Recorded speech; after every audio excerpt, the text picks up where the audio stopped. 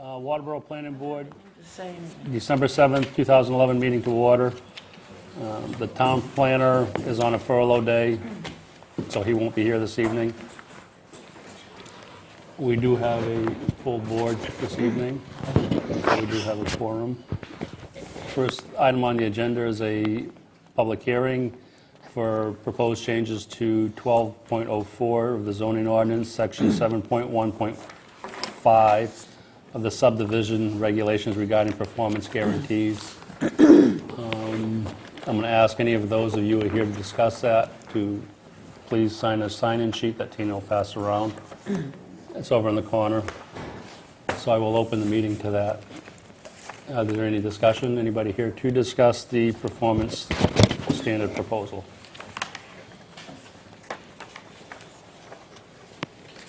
Seeing none, I will close that item. Feel like an auctioneer. Go on. Sold. Yeah, it's sold for this meeting. I think the next meeting that hears it's going to have it, from what I hear. Next on the agenda is a site plan review application for NAPA Auto Parts, map 25, lot 4. Shawn, I saw him here a few minutes ago. Shawn Frank. Yep, Shawn here, and I'm John from Hollis. Okay, John. Also, could you guys add, if you don't mind, just when if you put it on again, there's Patco Construction. Okay. Yeah, Pat- and Napa, so. Okay. So the site plan review is... Are you Yeah, in the Bob public knows. meeting? Yes. All right. Late. I don't mind waiting at all. Okay. Not at all. Okay, I will reopen the performance guarantee meeting since we do have a member of the public here to speak about the performance bond, I presume. I'm the only person. You're the only We're person. it. We had it, opened it and closed it. We opened it and closed it, and You did say that? Yeah. Good. Thank you.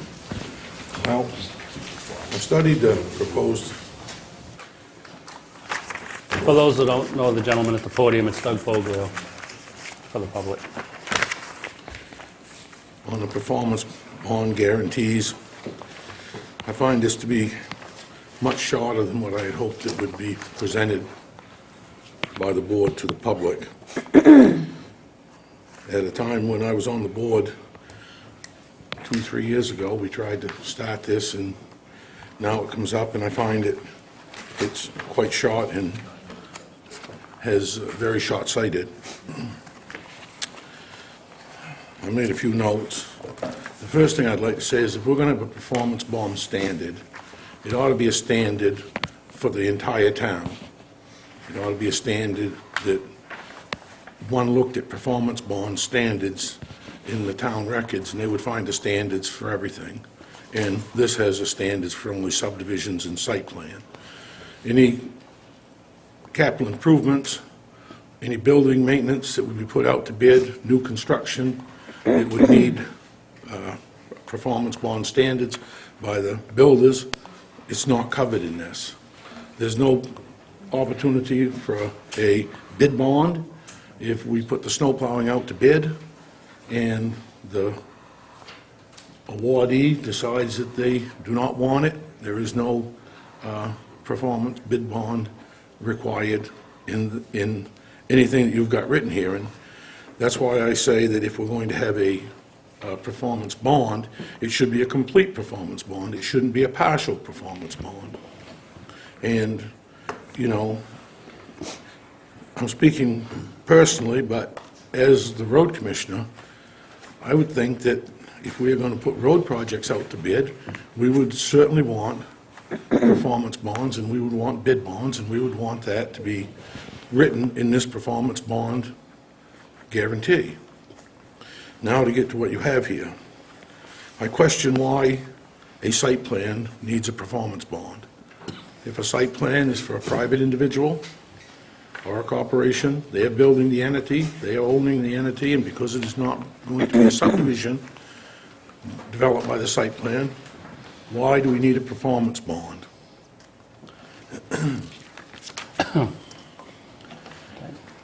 Why do we have to have a performance bond that's 125% of the job? The job costs 100% of the job. It doesn't cost 125%, and I know a lot of municipalities do that. But I've always questioned why you would ever have a performance bond that was greater than the amount of the job he was doing. The person who starts a project has a considerable amount of capital invested before they ever start the improvements. The 25% added to the 100% is typically for when the town picks it up. It's the cost of the town actually jumping into, or whatever entity is jumping into the fray at that point, because the contractors walk away, so that covers our percentage of our work. But at That's the why time that 25%. at the time that the municipality would get involved, a portion of the work would have already been done. But these bonds are all prorated, so if you're drawing down on your bond throughout your project, Not necessarily. The way this is written, it's only prorated if you approve it, correct. okay? It only allows for certain types of bonds. It doesn't allow for bonds that have, you can't put up a piece of property as a bond, which is, done more than often. But a big problem is, in this town, we have a growth ordinance. You come in here with a 20-lot subdivision or a 30-lot subdivision, anything over a 9-lot subdivision, how is this going to work? You put a 3-year limitation on the bond. You can, at the most that you can get, if you outsale a lot in a subdivision, you can get 3 lots a year. There's no mechanism in this. It says at final plan approval, you shall get a performance bond for 125% of the performance. If you come in here and you put a 40-lot subdivision up, you've got to put a performance bond for the whole 40 lots. At 9 lots a year, you're going to be several years beyond the limit of the bond, even getting permits to build on it. So if you opt to phase it, which anybody that was in the construction business or in the developer, I would believe, would attempt to phase it so that they would only build a portion of it at a time, even though you give final plan approval, they phase it over a period of time. They should only have to get a bond on 9 lots at a time. They shouldn't have to get a bond on 40 lots. They can't pay the bond and the interest on the infrastructure to build it. The cost is prohibitive. I mean, you have people on this board that do construction all the time, and, I would think that that would stand out, that if you had to put up a performance bond for the entire cost of a project up front. So, what about the person who decides that they don't wish to sell a lot until they have done the complete infrastructure work themselves? Why should they have to put up a bond? They shouldn't. If you decide that you want to build a 20-lot subdivision and you say, I'm going to build it, I'm going to do all the infrastructure, why do I need to put up a bond? Everything's going to be done, approved, and signed off before I ever get my first building permit. There's no reason in the world that that person should have to get a bond if they're going to complete the subdivision prior to. And in my opinion, this should read that at such a time as the developer decides they want to get a building permit, then they have to bond the remainder of the project. If they've got the project half-built, then they get a bond. If it stays at 125%, they get a bond of 125% on the remaining 50% of the project. The cost factor is prohibitive. Then it goes on to say that the money will go into an account. It does not state that the interest on that money will be returned to the developer with his money if he's successful. It alludes to the fact that the money might go to some other place. It does say that you can reduce the bond with the approval of the planning board, but there should be written agreement prior to that the planning board's not even involved in. Once the engineer signs off on a certain amount of the project, the bond should be able to be reduced without coming back to the planning board to visit them. Every time you have your engineers, architects, and attorneys come before you, ladies and gentlemen, there's a expensive cost. I've heard people stand up here and tell the board how expensive it is to have their attorneys, their architects, their engineers come here for several hours to wait to have the board listen to them. And, you know, I think the board should take that into consideration. Overall, I think that this is a canned thing. I think anybody on the board could have gone anywheres on the computer into most any town and picked up this out of a very low-class performance bond standard. We call them canned, all right? All you gotta do is go into that tin can and hit print, and you got it. About 5 seconds. I think it's time you wrote a performance standard that is a performance bond standard, not a can standard.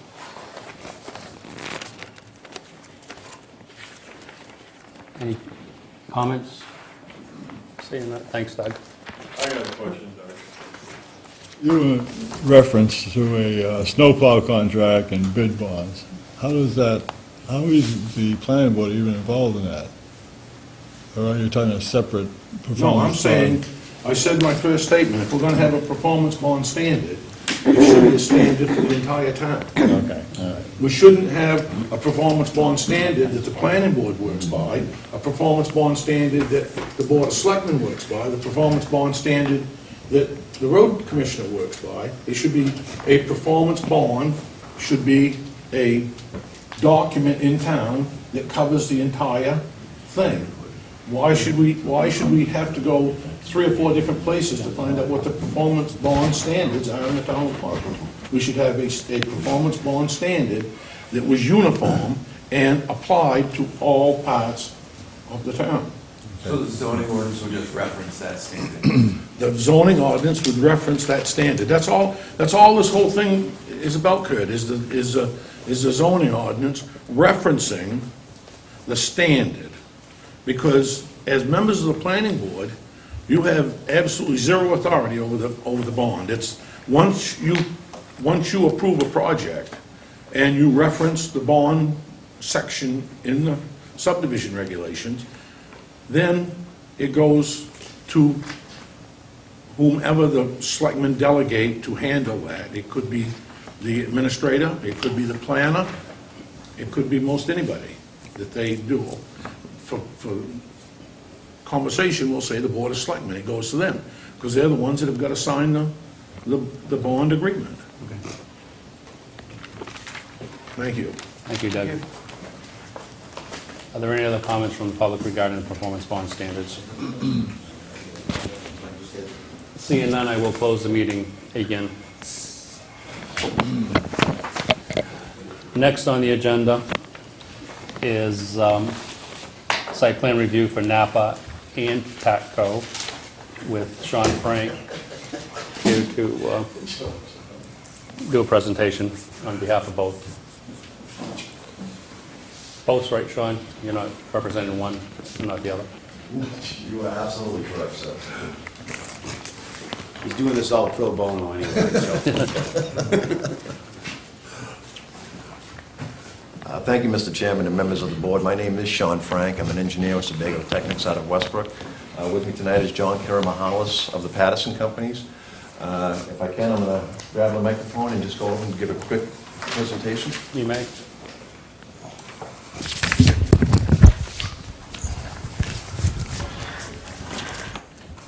Mr. Frank, could you bring that forward? Yes, sir. Can you see that any better? I know I look at it, I should have probably made it a little bigger when it comes right down to it. The project site we're talking about is actually shown on tax map 25 is lot 4. It's just over 3 acres within the village zone. Heath's Variety Store and gas station, pump stations are there. There's a commercial building there as well as a residential, just for getting everyone oriented. This is Route 202 and 4, right at the intersection here, where it turns. Hannaford's over here with some feeds and needs in this area here. The proposal is basically to demolish the existing residence and the commercial building, leave the variety store and the pumps as they are right now. What we'll do is, there's two existing curb cuts, one that's servicing the store and the other that's servicing the commercial building. We'll combine those two into one driveway. With that, we'll have a right turn out, a left turn out, and a drive going in. This will access a parking area that we're showing at this point in time for 21 vehicles. And the proposal is for a 6,000 square foot facility, a NAPA facility. Of that, the front third, approximately 2,000 square feet, will be retail. So basically, you know, anyone off the street goes in and buys their parts. The back two-thirds, the 4,000 square feet, is more for storage. Typical NAPA is that off-site, off-business hours. A large truck will come in and make their deliveries. They store them within the back. Local folks, mechanics and those types of things will make phone calls, and these guys actually deliver them within their small cars. So that's why, in terms of the 21 parking spaces, we'd like to have a couple extra associated with that so that they can park their cars there and delivery vehicles associated with it. Our anticipation is that we'll have 6 to 10 employees on the site. Again, from a parking standpoint, from a septic standpoint, I actually designed it for 15 employees. And again, I hate that to be the limiting factor, you know, that the septic system is going to be how many people you can have on the site. There is a well that services the existing residents. We're going to utilize that for water service. A new septic system will be installed in the back corner, back in this area here. And the reason was just to kind of keep it out of the way, if you will, in case we ever need to expand at some point. Will be heated by propane, and a tank will be proposed to the rear. In terms of access, again, we'll take those two curb cuts, we'll make them into one. We have made application to the MDOT. We don't need a traffic moving permit associated with this. It's really just that we have a change of use associated with this, and the fact that we're combining those two curb cuts into one. It's a driveway entrance permit, a pretty straightforward permit process, and again, we're working with them on that. We've made sure, in terms of turning radiuses and those types of things, that the fire truck can get in and back up and get out of here all right. We did meet with the fire chief. I know we haven't got a final confirmation with him, but we did work in terms of, you know, the location of the propane tank and those types of things back through here. We are proposing a sign in this location, landscaping consisting of some evergreens and some deciduous trees and some plantings within the island here along the front of the building, and we're actually going to have a landscape strip designating this parking from the existing paved area servicing the variety store. Shawn, are these two lots, or is it going to remain as the same ownership? It's going to remain in the same ownership at this point in time, but we did want to just kind of propose a division line there. Because we do know that at least that allows for potential separation associated with it. We do know, in terms of that, you need to have that 10-foot green space, if you will, between the property line and the parking. So it's more for future planning, if you will, just to make sure that what we didn't want to do, obviously, is get NAPA in here, and then, you know, next year we're back in here and say, oh, by the way, you know, we have to play with your entrance, you know, we got to redo some of your parking lots. So we're just trying to be looking into the future here, in case that, you know, we have no idea at this point in time, to be honest with you, exactly what may go on over here. And we just really wanted to make sure that we didn't have to do anything to the NAPA site, depending on what does go on within that site. So that was really the whole point of the lot line. But it is in one ownership at this point in time. But that certainly could change, obviously, in the near future. From a lighting standpoint, it's just going to be building mounted, full cutoff fixtures, one on the front, one on the back, and 3 along what we consider the main entrance and along through here. There won't be any pole mounted. We have a dumpster to the back. We kind of like to get that closer to the building, but, you know, it's really just more in terms of access, so we can get the truck in and pick it up and get it out of there. In terms of snow storage, the idea basically is that we'll just push it to the back of the parking lot and push it off into the lawn areas associated with that. We understand that, one other thing was just in terms of stormwater, we do have this large wetland area down here. That's where basically everything is going to now. It basically acts as a nice, natural, large detention and filtration system. We're proposing a stone drip edge along the back of the roof where everything drains to off from the building itself with an under-drain system that will outlet to that wetland, and again, everything else is just kind of directed in that way. It is our understanding that this board actually, we understand, actually has to schedule a public hearing. Correct. So our whole point really was to come and introduce this to you folks, hopefully see if there's any questions, any changes that we have to make to it, with the hope that we could be back for the public hearing in 2 weeks' time, and hopefully have all any little issues resolved. Looking forward for a site plan approval at some point. With that, Mr. Chairman, I'll conclude my presentation, but certainly between John and I, happy to answer any questions you folks may have. I heard you and I noticed on your plans, you're planning on using the existing well. We have public water running by there. Why aren't you guys planning on tapping into that? Well, we looked at that, but I think it's on the opposite side. As our understanding was on the opposite side of the road. Yeah, it's only, the two things is, it is because it's on the opposite side of the road, but it's also just because of the cost. I mean, you're talking about cutting it across a pretty major intersection and whatnot. And there's an existing well, we're only talking about 2 bathrooms, 2 half baths, 2, right, Shawn? Right, and it's really just for employees, obviously, it's not like they have a public restroom. So, I mean, we saw the water use rates. Our typical water rates, just from a main state plumbing code, is 15 gallons per day. So even for, 10 employees, you're talking 150 gallons per day. Your standard household is, 270 to 300 gallons per day, so for a 3-bedroom home. So, again, just based on the water uses and the limited water uses we're going to have, and then certainly, obviously, in association with the cost, it just, there's a well right there, it's working fine, good water, why don't we just utilize that? So that's at least a thinking we have. Thank you. How big is the parking area or drive area between the buffer and the building there? You talk about trailer trucks coming in there, how are they gonna turn around? They're going to back into the front. So they're only gonna come during We've got back- non-business hours? Well, again, we have 24 feet in there, so I mean, that's probably as wide as most of the roads you probably have in the town. We actually have a 24-foot drive aisle, and then the parking space itself. So, if you look at, you have, 2 12-foot lanes for a road, that's the same thing basically we have for that parking aisle. So there's certainly sufficient room for that truck to pull up and to be able to back up and to get back out of there again. And we did a show. So the area he's gonna back into is not public parking? It's the aisle for the parking. Okay, here's the parking space itself. So we have the parking space, I think they have to be 200 square feet, so I think it's about 19 or 20 feet deep. Yeah. From there to the back of the pavement is an additional 24 feet. Deliveries are going to be on off hours, though, correct? That's correct. Okay. Oh, I'm sorry, I'm sorry if I misunderstood. Any of the board have any questions for Mr. Frank? Isn't there a couple things that Tom had said that we're missing out on it? And I did get this list tonight from Tom, and I did talk to Tom just quickly yesterday. We did receive some initial comments from Patty, the code enforcement officer, and actually I made some revisions associated with that. We actually revised the landscaping in accordance with some comments Tom had. He is asking for some different letters. I told him, getting a letter from DEP saying we don't have jurisdiction, that's a tough thing to do. So I told him I'd at least prepare a letter.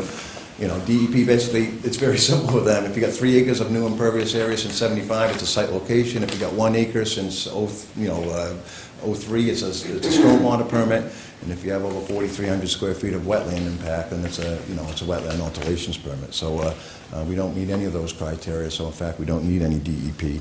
DOT, we did discuss a little bit, and we do understand that you folks will need that. And my anticipation is certainly we'll have that prior to our next meeting.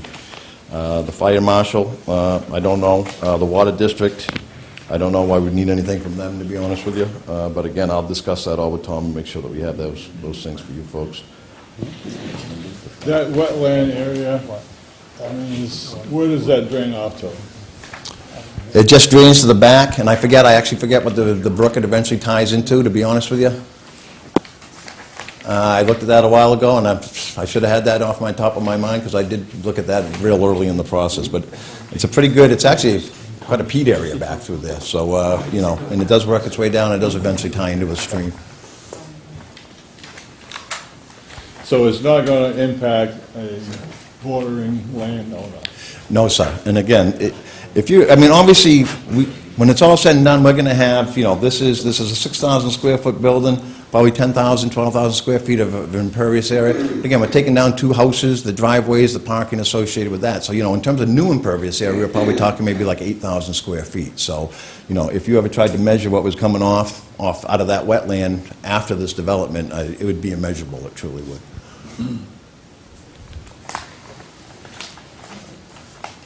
And you received this from, I did, I got that this evening, and again, I'll certainly work. with his comments? Yes, sir. Okay. And like I say, we'll make sure, obviously, and if there's some additional submissions or revisions we need to make between now and in the next 2 weeks, we'll certainly make sure that that happens.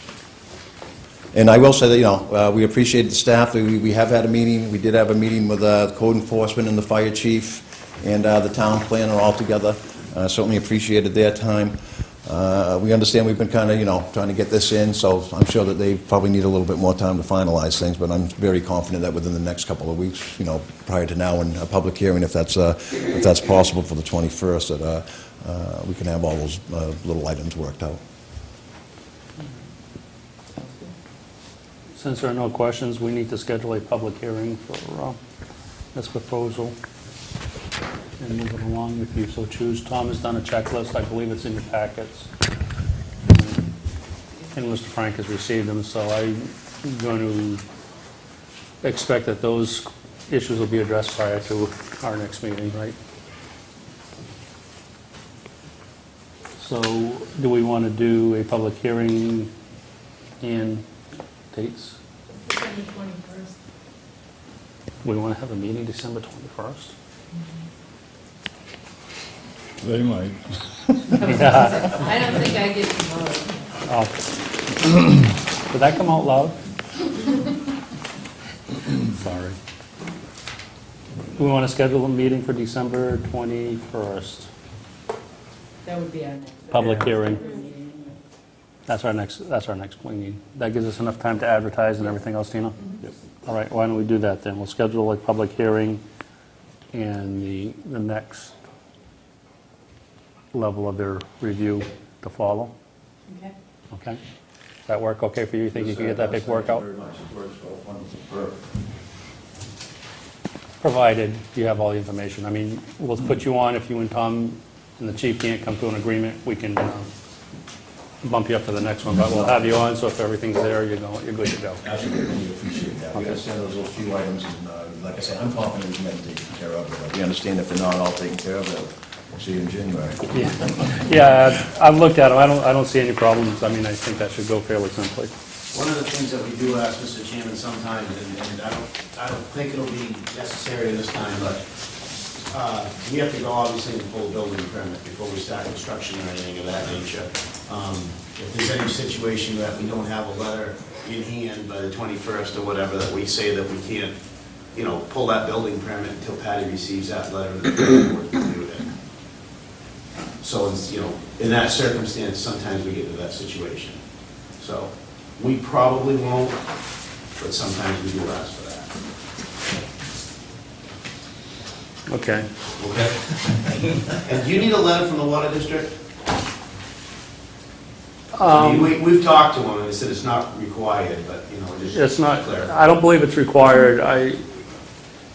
And if the water's across the street, if it was on this side of the street, I think I would have given you a little more heartburn about hooking up, but since it's across Route 5, I'm not really a pushy issue, but no, I don't believe we need a letter at this point. If you want to get one, I'll do it. When do you guys plan on starting demo on that? And really, as soon as we get approvals and we close on the property, I would say probably middle of January, end of January sometime. You know, right off, you know, they want to get in there as soon as they possibly can, so. That's our understanding, NAPA wants to be in there basically by early summer. It's a new site, so they're not dealing with an existing lease, like in Buxton, they have an existing lease, or in another town, they have an existing lease. This is a new location for them that they've determined they need, so. I'm going to probably speak out of turn, which I usually do on a regular basis for those that know me. My feeling, and I'm going to run it past the board, is if you guys have a contract on that property and you want to demo it, I don't think that's going to hold my decision whether you go or not go on that. It's your property at that point. And if you want to obtain a permit from the code officer to demo it, I don't have any severe heartburn with that. You're talking about before approvals, or? Before approvals. No, we couldn't do that anyway, because we gotta close on it, you know? All right, and I don't know what your financial contract is, I'm We'd just, have to close on it, What I'm doing is opening the door for you Obviously, guys. Don just wants to demo his building until we buy it, so. Yeah, okay, I'm just opening the door for you guys. Yeah, thanks. Well, actually, it closes quicker for you. Yeah, go ahead, but take it down. Yeah, I do speak out of term regularly, you know that.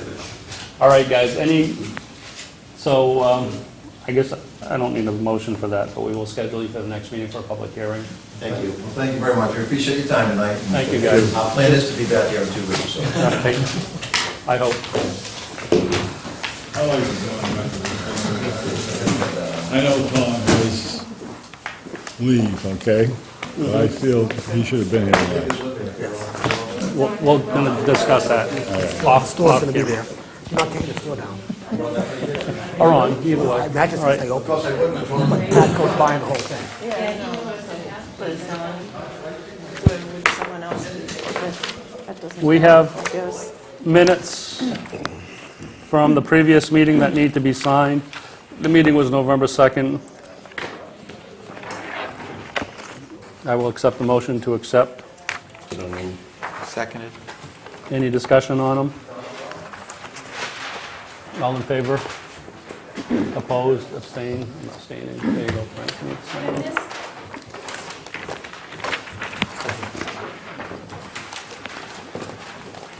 No old business. Communications.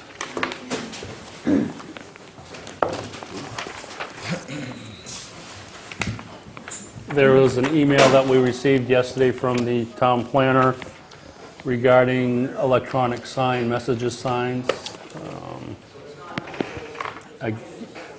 It's basically the state law. I don't believe that's what we asked them to do, is to go on the website and just cut and paste the state law onto a piece of paper and email it to me. I was hoping we'd have something that was incorporated into our ordinance so we could move this along.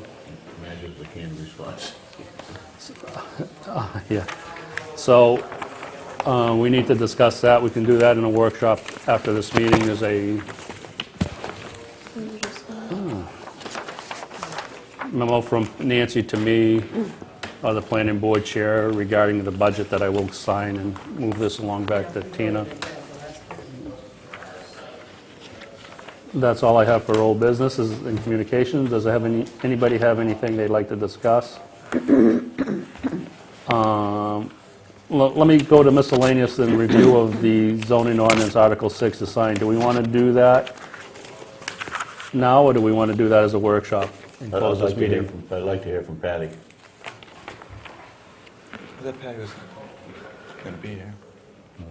She was hoping to. She was supposed to. I don't see where this, I think we gotta do a workshop on the signs. I mean, this. Yeah, I do, but A I lot don't- of notes here. I think the attitude's Just going to be as- that they're not enforceable, in which case I say just ignore it and let it go. Is that, I think her attitude's going to be it's not enforceable, in which case I'd say just to hell with it. it's not enforceable? Yeah, I'd let it go. That would be my humble opinion. Why is it unenforceable?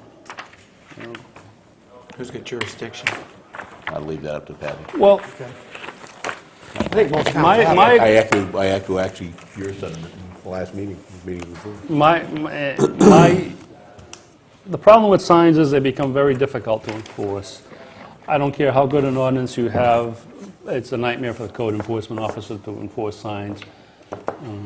Especially these digital signs that are blinking and everything else. I mean, the most you can do on them is if they're, my feeling was if they're flashing yellow or red or something that would indicate a stop sign or public safety lights. I think we need to keep it simple, as simple as we can, and hope for the best, but to find anybody that's going to go out there and enforce these digital signs and say, okay, you're switching So your it is sign. enforceable, it's just a real pain to enforce it. It's expensive. It's a cost. I had 2 people in Biddeford strictly doing that. Yeah, and I realize that too. that it's And we couldn't keep on top of it. I mean, we've got So- a couple places in Yeah. town now that have them that are I mean- out of I compliance was with just state driving law. down here and I saw all kinds of signs that were in violation of this. I see them coming home from work on a regular basis, all these flashing yellow lights, and I actually stroke out It every is night seeing enforceable, it. it's just very cost It's prohibitive. very costly, I It's mean- not worth the aggravation. Nope. And if you have it on the books, then it becomes, Okay, an enforcement issue, and if you have it, you need to look at it and really do a good job with it. I think we need to have a little something, but I don't know how we go about it, and we keep it as simple as we can. Because the business community seems to feel these big flashing signs are the end-all for their businesses to bring Yep. everything here. I personally think the businesses themselves draw them, but But how is they gonna know that the town water, the yard sale's gonna happen next Saturday? yeah. Yeah. So, what's your pleasure? I think it should be a workshop. Okay, we'll workshop it. If we have a meeting in January that's not full, we'll workshop at the first available meeting. Next meeting is going to probably be busy with these guys and the public hearings, so that one's going to be out. And so we'll try to schedule the next available meeting. Do that in cisterns. Getting on that bandwagon too. I saw that. It's I actually saw back that. here. It's It on says the list. It's on the cistern list. ordinance. Just on this, yeah. All right, And we'll try to get Patty at this workshop. we can ask her to come. I think she had input on it. Oh, she absolutely does have input on this. And I agree from my experience in Arundel, and I hate to keep bringing back Arundel, but that was a big, we enforce it. In Arundel, we did enforce it, but we actually drove businesses out. Exactly. Which is bad. I'm not for that at all. And I think it's a lot, their ordinance, Arundel's ordinance was really, really rigid. Very small signs, 8 square feet and 10 square feet. This is a lot more liberal, but just looking through it, there's just so many items. And I can Yeah. see where it's a real, Good. All right. I'm going to make a comment. My feeling is this is a planning board meeting. I understand our planner, Tom Mercer, is on furlough days, but I believe those were set on Mondays by the selectmen years ago or whatever. I have issues with a planner not being at a planning board meeting. We're scheduled for 2 meetings a month. There's no reason why he's not here, since his salary or a percentage of his salary is coming out of planning. I do expect him here, at the very least. And I do expect what we ask him to do be done in a fashion that we ask for. It's becoming frustrating that we're having papers like this handed to us, and we've asked them on numerous occasions for documents such that Southern Maine Plan explaining what they viewed and reviewed and why they did what they did and what they said, not just initials after or before a canned document. So that's my comment on the issue this evening. I'm disappointed that he's not here. With that being said, I will open it up to the board for adjournment or whatever you choose to do at this point. Can I ask if we do anything about the public hearing for the performance guarantees, where does that stand? I missed that. We didn't. You didn't miss anything. I didn't miss anything, okay. We allowed Mr. Fogarty to speak. I'm sorry, we need to do that, don't we? Do we want to move that to the next level? Which would be, Selectmen. oh yeah, I've got my list. Council back to the select. Well, it needs to go to the selectmen for their approval to pass or not pass. I think we put a lot of time into this. I've seen canned documents. I don't think this is a canned document. And the other part of it is, why do we want to reinvent the wheel?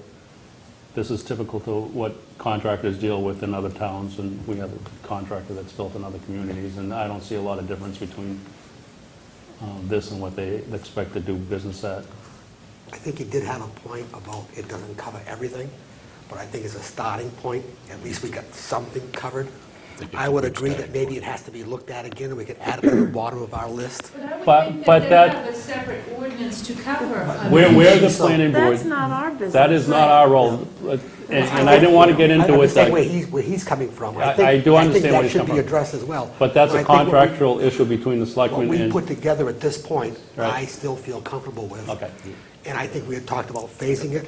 We talked about the long-term development, 20 lots Yeah. and 30 lots, and you've just got to work with the town to work so that we don't get overburdened by all kinds of Yeah, stuff. I don't, How it gets managed and who does what was not our, I Right. think we tossed it around quite a lot, and that goes back to how I we feel want to run the comfortable town. passing it on I do. to the next step. Okay. But I I do don't- respect what Doug has said, and I think that should be looked at as well, bonding everything that is done, bonding roads and towns and bonding everything else. I know he did mention one thing in the ordinance, and he said if somebody wanted to go out and build a project in advance and not bond it, and just not get permits till it gets all done, you know, why should he have to bond? And I guess my answer would be to that is that, you know, a developer can drop dead tomorrow. That's right. You Yes, know, that's what I and was now going to you've say. got a half-built project, Yeah. you know. But if there's nobody there, they if don't no one's want there, it. They don't if you need build it. it, they won't come, you know? You have erosion control problems at that point, you've got a half-built infrastructure, it goes off to someone else. My So answer I to that think- was just because. Because, That's the way it is, yeah. Here's I one don't of think the, it's an unreasonable ordinance at all. I think one thing that Doug brought up too is what happens to the interest. Happens to what? The interest, Not our Interest-bearing problem. account? That's those guys. That's immaterial, okay. not our issue. But who's, I don't know of any contractor that's going to give you 125% of a project in cash or collect interest on it. I don't know of any account that gives you interest. And we Yeah. dealt Yeah. with the fact of using land in the whole 9 yards. Do you, Andy, What? know of anybody that can afford to pay 125% up front on top I of? did it in Lyman. No, except did it in you. Lyman. Except you, Andy. Oh, yeah. You It would- wasn't a lot of money. Okay. I'm They sorry. have cisterns over there? They did have a cistern in there. They do have, just check, just make sure. All right. And it So leaked. It leaked. It leaked. We had to fix it. we're going to move this along to the selectmen then? I think Okay. it is. I'll accept the motion. Doug, we're discussing, because I failed to go to the next level and let them know what we were going to do with this. And we're doing that now. And the motion on the table, I hope to soon be, is to move it along to the selectmen as read, as presented. I'll make that one. And Frank will make that motion. I'll second it. Judy will second it. Any further discussion on it? All in favor? Opposed? It's unanimous. So this document for performance bonds will be moved on to the next level, which would be the selectmen for their hearings and either ratification or Toss it back there. voting it down, Back to square one, right? right? Yeah, I'm looking for the checklist. to see. Is there anything else anybody would like to discuss? I'd like to go back to your statement on the town planner. Okay. Is that, are those settlements going to be expressed in writing to the selectmen, which I think they should be, and to the town planner? Yeah, and I'll sign it. And that you can sign, okay? Yeah, yeah. Before I do that, is that the sentiments of the board, or is that just mine? I can do it either from mine, or I can do it as a letter from the board. On the board. I'm sorry. The board. Judy, you okay with that? Fine with it, yep. Tim? Yes, that's where the position came from in the first place, right? It was from us. Right. We've forgotten that. Originally. Yeah. Good. All right, I just don't want to send it from the board. Great, we will do that. I will now accept a motion to adjourn. So moved. Second. Any discussion? Long pause there. Oh, That was the longest second. All in favor? I was thinking. Yeah.